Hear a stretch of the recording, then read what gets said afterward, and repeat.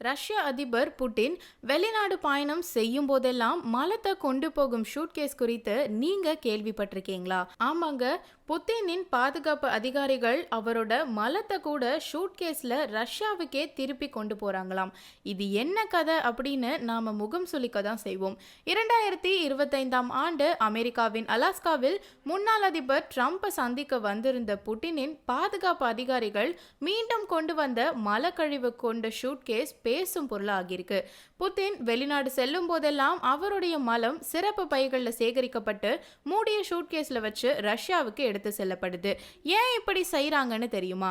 அவரோட உடல்நிலை ரகசியங்கள் பற்றி வெளிநாடுகளுக்கு தெரியக்கூடாது என்பதற்காக தான் இப்படி ஒரு விஷயம் செய்யப்படுது. இதுக்கு ஒரு வரலாற்று பின்னணி இருக்கு, வாங்க தெரிஞ்சுக்கலாம். ரஷ்யாவில் சோவியத் ஆட்சியின் போது ஜோசப் ஸ்டாலின் கூட சீன தலைவர் மாசே துங்கின் மலத்தை ஆய்வு செஞ்சு உளவு தகவல் தெரிவிச்சதா வரலாற்றுல பதிவுகள் இருக்கு.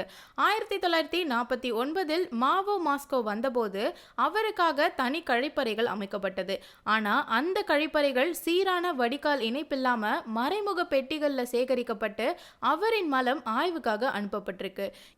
72 வயதான புட்டின் கடந்த ஆண்டு கசகஸ்தானில் நடந்த பத்திரிகையாளர் சந்திப்பில் கால்கள் நடுங்கியதை பார்த்ததும் அவருக்கு பார்க்கின்சன் போன்ற நோய் இருக்கிறதா என்ற சந்தேகம் எழுந்தது. இதனால தான் அவரது உடல்நிலை பற்றிய ரகசியத்தை யாரும் தெரிஞ்சு கொள்ளாம பார்த்துக்கிறாங்க. ஒரு சாதாரண மனிதனின் கழிவு கூட உளவு உலகத்துல ரகசிய ஆயுதமா மாறிவிடும் என்பதை புட்டினின் பூப் ஷூட்கேஸ் கதை உலகிற்கு சொல்லுது.